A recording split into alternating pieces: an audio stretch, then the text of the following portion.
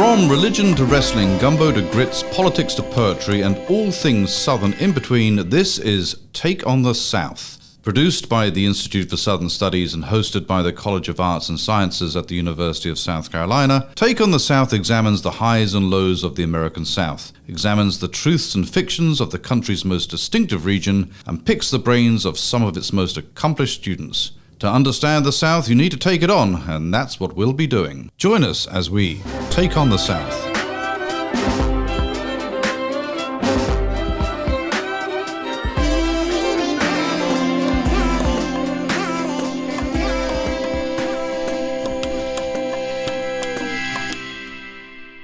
Welcome to Take on the South, the podcast of the Institute for Southern Studies at the University of South Carolina. I'm Matt Simmons, Assistant Director. Almost gave myself a promotion there. Assistant Director of the Institute, and I'll be your host today. We have another video in our series that we recorded, another one of these a couple days ago, with a scholarship winner. We have several scholarships here in ISS, but two of the major scholarships are the Neuffer Scholarship in Southern Studies, which are given out to undergraduate students. We gave a couple of those this year. And then the David G. Ellison Fellowship in Southern Studies, which we give to graduate students. We'll be doing an episode on that a little bit later. But we're here with our second recipient of the Neuffer Scholarship in Southern Studies, Sophie deMaine, right? Yes. Today, Sophie, I've had you in a class before, and I know a little bit about your background. But why don't you tell us where you're from, what you're studying, and let's just start there. Sure. I'm from Greenville, South Carolina. Technically Greer, but no one here knows like where Greer is, so I just say Greenville. Is Greer in Greenville County? It's Greenville County, yes, but it's its own like separate township. Yeah. So yeah, it's teeny tiny. And I'm studying anthropology and religious studies. Okay.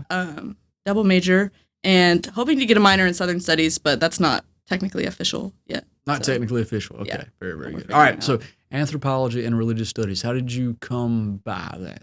Yeah. I originally started in anthropology because I wanted to work in museums.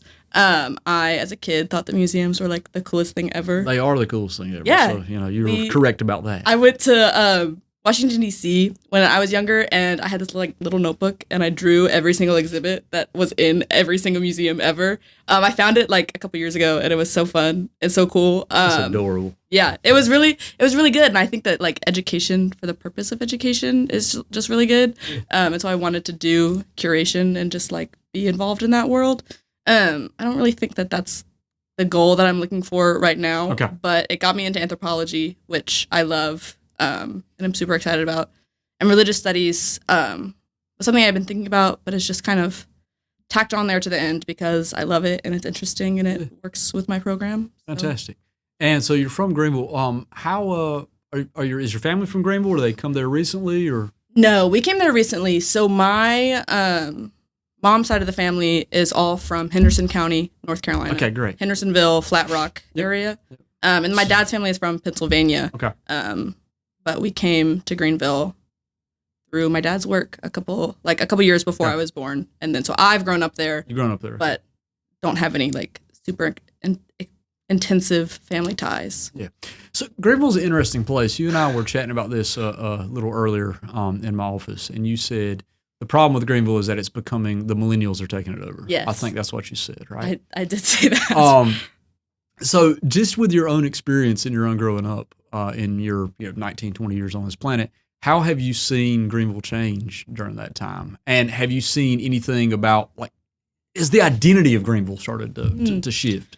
I think that Greenville's really interesting because it is like such a good place to raise a family. Like, I think that that's why Which is why all the millennials want to move there. there. Exactly. Yeah. And that's why we stayed in Greenville for so long because I think it's just like, that's the place where you want to go and raise your kids. Greenville County has like one of the best school districts in the state. Like, it's really good education. Everything's really good. But as much as like people want to move there to like raise families, like we're big in Southern Living magazines, like almost every single one that you'll go through, there's always something about Greenville in there, which is crazy. But Greenville also is like the home of the DINKWAD. Like, what is a DINKWAD? Double income, no kids with a dog. So it's you've got like young single couples who like don't have kids yet, maybe aren't planning on it, but they like have enough money to like buy a home and like have a dog, and they like are up and down the Swamp Rabbit Trail all the time. Like Dinkwad. Yeah. Have you never heard that before? No. I'm just thinking of all the people I went to high school with. That describes precisely now. Yeah. So it's really, because Greenville is such a beautiful place. Yeah. I don't know. It's really interesting just seeing the two different populations that I think are there. So you got the family people, and then you got the Dinkwads. Man, Yes. I'm gonna use that all the Yeah. time. I can't believe you didn't know that. I never heard that. I never heard that. I guess because I am not a Dinkwad. There's just Dinks, which is double income. Yeah. I knew Dink, but the wad I never heard. Yeah. Right, yeah. So. But it's just interesting. You said Greenville shows up in Southern Living magazine all the time. Southern Living is a interesting magazine. Yeah. For a variety of reasons. But one of the things is, one, Southern Living is now owned by a conglomerate out of somewhere in the Northeast, I think out of Manhattan, right? It hasn't been owned locally in the South for many years, for decades now. But it and sort of parallel magazines like Garden Gun are very invested in sort of crafting a particular image of what South means. And so you're saying Greenville shows up in those magazines all the time. What sort of image do you think a magazine like Southern Living is trying to show of the South in highlighting Greenville? Yeah. I think that it's really polished because it is a magazine, but also just because that's like what you want to see. It's like super polished with like, white picket fence, hydrangeas and stuff like that. It's, I don't know. It's really interesting because they're always like highlighting like restaurants and homes and, shops and stuff like that. But it's not like the super, super local places. I think it's always places that people could feel like comfortable coming to, even if they weren't from that culture. Yeah. So it's like the South, but for people who aren't Southern. South, but for people who aren't Southern. Okay. So Greenville is, do you think that's a fair assessment of what, maybe not the Greenville you grew up in. Yeah. Maybe not the Greer you grew up in, but what it's become, the South for people who maybe aren't, the South that is comfortable and consumable for people that aren't Southern. I think that consumable is a really, really good word. I hate to say that because I love Greenville, and I think that it is such a beautiful place, and it makes sense why people want to live there. But yeah, I think consumable is a good word. Consumable. Okay. Good word for that. So this kind of circles back to what we're doing here. So you're doing anthropology, and do you, as a aspiring anthropologist, if I may sort of put something in your mind there, if I can use some anthropological terms here, did you understand yourself then as having a sort of emic perspective on South growing up, or because your mom's from, Hendersonville, Flat Rock, which is right across the state line from Greenville, and is a similar sort of place, a similar sort of culture. It's that sort of, getting into the mountains, not quite up to the Southern Appalachians, but this sort of upper Piedmont South sort of culture. But it's also, for a long time, had a kind of, it's been a sort of an elite tourist spot. A place like Flat Rock, right, has been that for a long time, right? And it's going to have that sort of consumable South aspect, or at least it's become that over a while. Your dad's from Pennsylvania, but of course, where in Pennsylvania was he from? Do you know? I do not know. Okay. But I mean, a lot of Pennsylvania, central Pennsylvania, actually has a lot of connections ancestrally with the Piedmont South, right? Because of the Great Wagon Road brings all the Scotch-Irish down from central Pennsylvania into the Shenandoah Valley of Virginia, into the Piedmont, North Carolina, South Carolina, into northeastern Georgia, right, down into sort of central Alabama. That's all that happens there. So there's this weird connection there. But so you've grown up. Did you grow up with a sense of Greenville as a Southern place? Did you grow up with a sense of yourself as a Southerner and thus having a perspective on what South meant?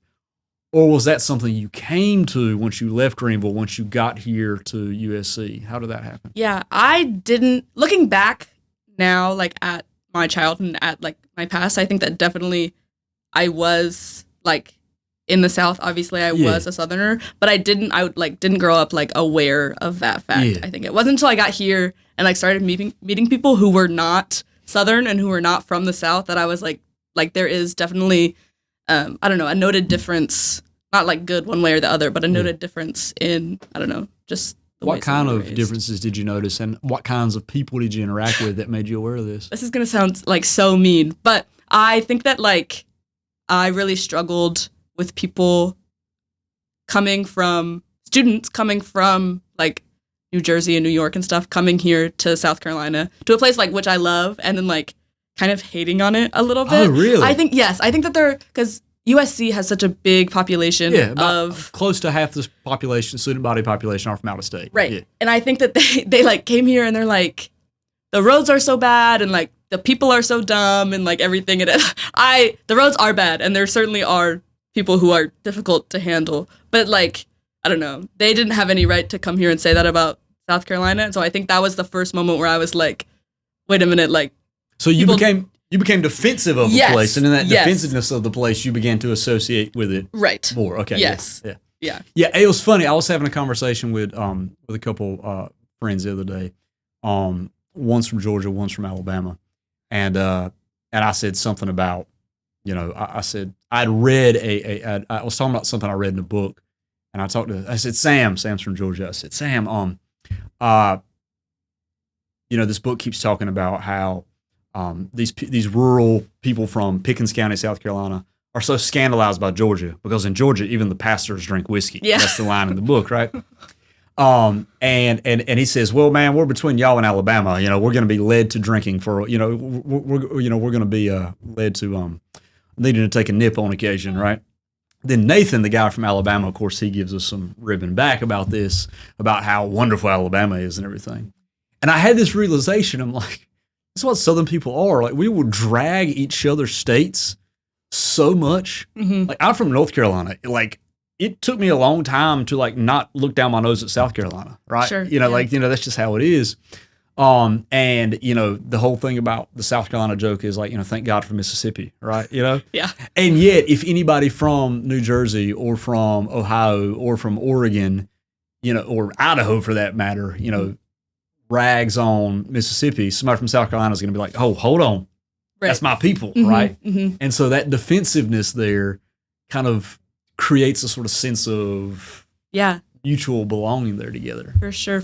I this summer worked at like a summer camp type thing, and we would have groups like from different areas come to us, and we'd like do a week of like service work and like volunteering and stuff.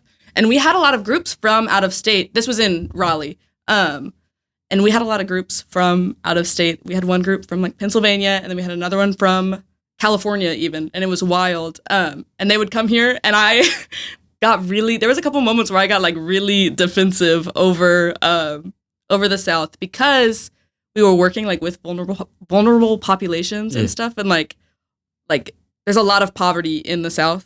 And so when people from like big cities come here, they're like, oh, you must be like handling things wrong, like because you have so much poverty and stuff going on. And so I like got super defensive, and I was like on the verge of like arguing with some people because I was like, you don't understand, like you can't just come here and like, I don't know, talk down to us. I don't know. It was frustrating. Yeah, no, that's really interesting. So you came here and people talking down about this place made you become self-aware of your belonging here. I think so. Right? Yeah.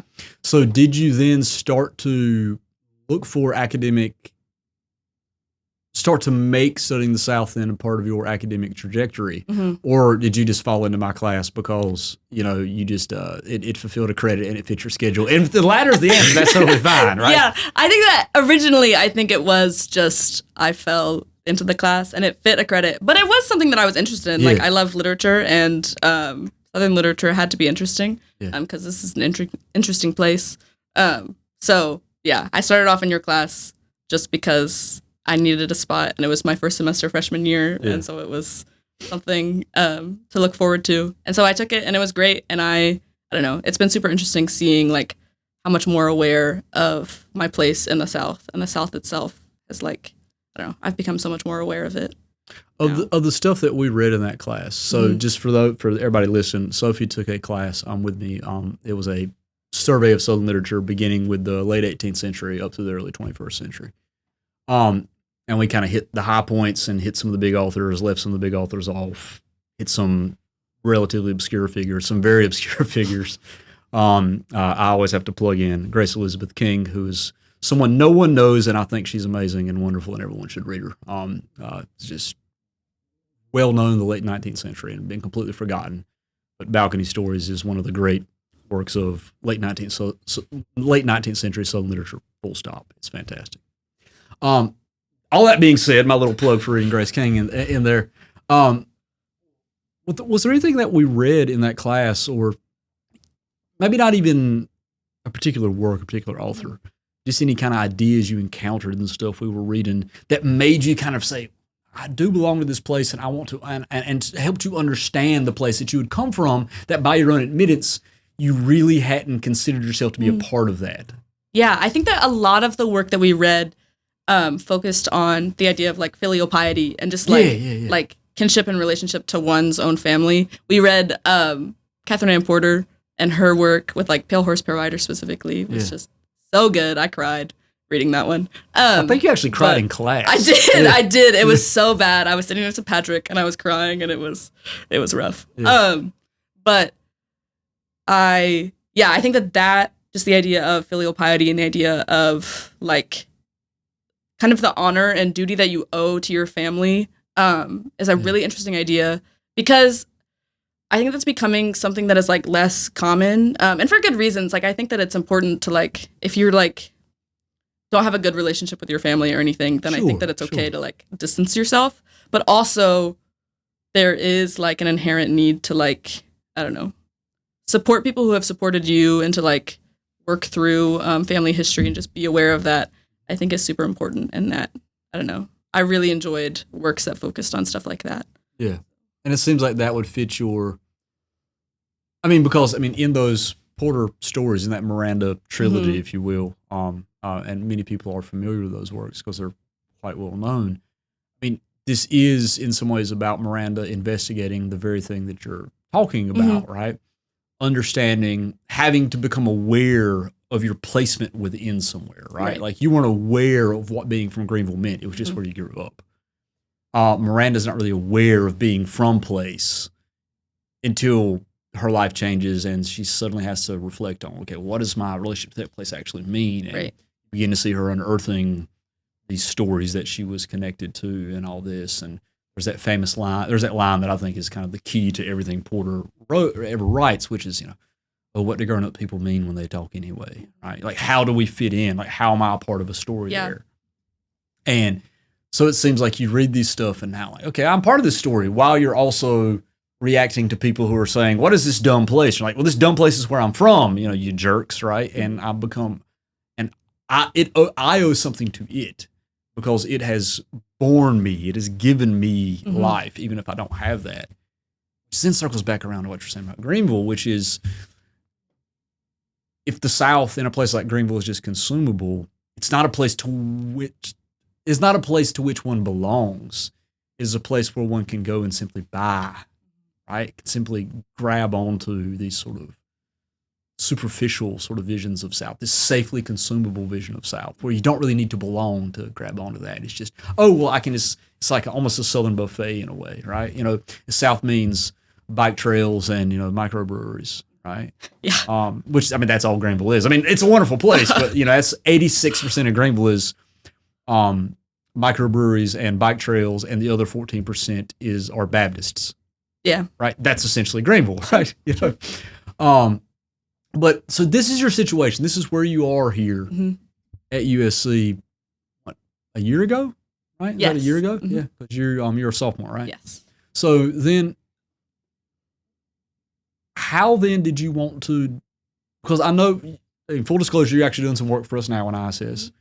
So how did you then start saying, well, I actually think I want to make studying the South a more sort of central part of my education, and what steps have you taken? How have you kind of started gearing your education towards you're not becoming someone who's studying the South exclusively, right? But I've had some conversations with you, and you seem to be kind of looking for ways to pull that into your study of anthropology and your study of religion. Yeah, I'm studying anthropology and I'm studying religion because I love people and I love to learn about them.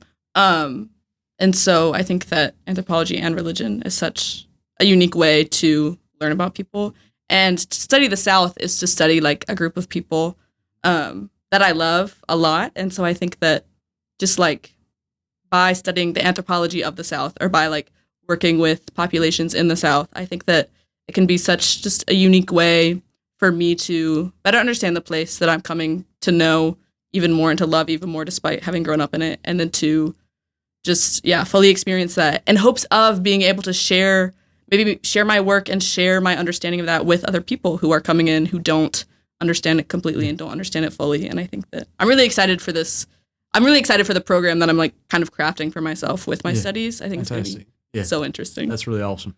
Do you still want to do museum curation? Is that still what you're aiming towards here in, 2.5, 3 years? Not quite, I don't think, just because I don't know if I want to get a master's in museum studies. But I have been interested more in more like social work kind of nonprofit spheres of work. And so just supporting the South and supporting a group of people who I love would be so unique and special. And I don't know what that'll look like, but I'm excited to figure it out. You'll stumble into it one way. Yeah. Yes. Well, that's fantastic, Sophie. You are a really, really bright student, and you've got your heart is just, and just having talked with you outside of class, you just have one of the biggest hearts, of anyone I've ever known. And just kind of seeing you saying, no, here's a place I belong to, and I want to belong to, and I want to love, and I want to help people that belong here understand their belonging here, and I want people that aren't from this place to understand why belonging here is important. Like, that's fantastic. That really is. And thus, while we were so glad to support you with our with one of the 2024 Neuffer Scholarships in Southern Studies. And I'm so grateful. Yeah. I don't think I could be here without it. No, we're happy to do that, and it's made for people who are doing the kind of awesome stuff you're doing. So, Sophie deMaine, a 2024 Neuffer Scholarship in Southern Studies recipient. Thanks for sharing your story, and thanks for all the good work that you are doing, both with us at ISS in our program, and look forward to all the great work that you're going to be doing here on out. Thank you so much for having me. Yeah, thanks for coming on the show, Sophie.